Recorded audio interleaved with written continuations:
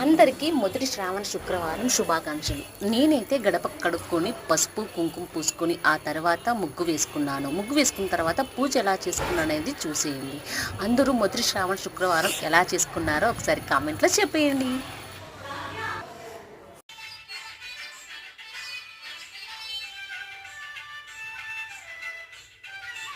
మొదటి శ్రావణ శుక్రవారం